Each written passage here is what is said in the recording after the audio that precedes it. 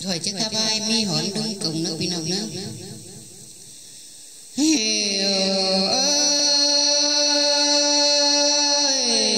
Việt cuốn hơi mình bàn bầu mưa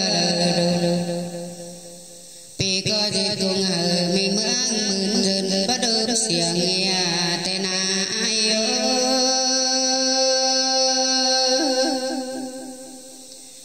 hao cô lấy kim khẩu tan so bão lơm so phù khương hay thầy bàn tên nó hơn xây bạc vị phình điện tên số mười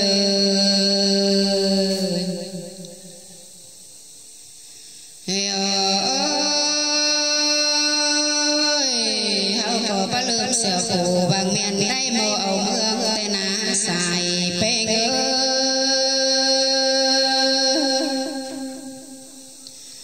cùng khốn ai thường bình báo phở đeo nhỏ cơn đầy tên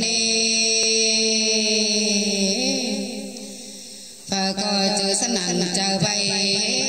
làm chấp cùng phố tên số mà anh này là qua ba lương nhà cùng ai cùng hồ sang na điên lộ phủ mưa bà bàn mương khăn sâu hùng tang bày tên á số mười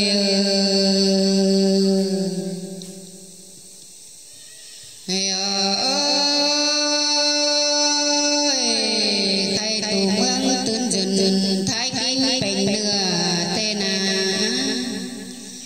mương bầu khẩn hàng phương nam bắc diên tam tê lô xài bê ngơ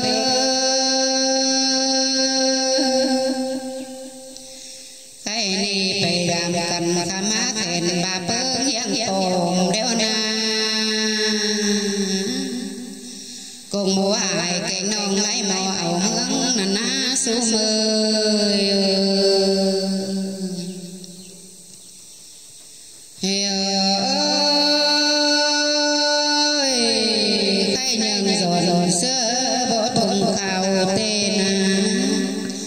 chân sơ lào lắc lương thuồng xiềng leo lô thuồng xiềng cứng bần môn tên anh này là qua trần hiến hương Việt Nam hòm hầu tên sum mơ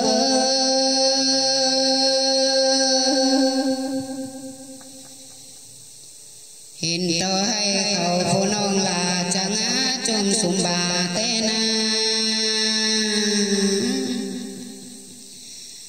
chẳng khẩu hôn vừa chưa mơ tên lúc nhớ lùa nó xong có tìm cũ leo lồ xài bê ngơ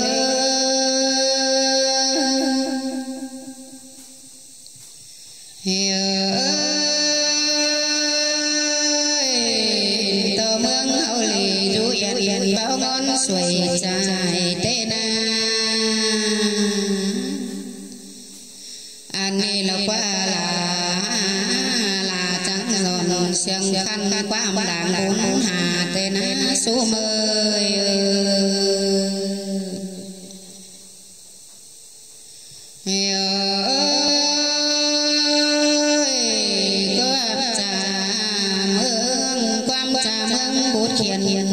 cái chân má mày mình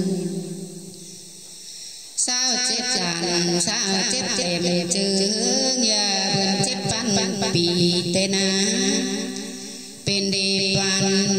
bên mình bên bì bom hiang khu xiềng sang anh này là qua sông đang ở dân mang tê bên mương sừng tên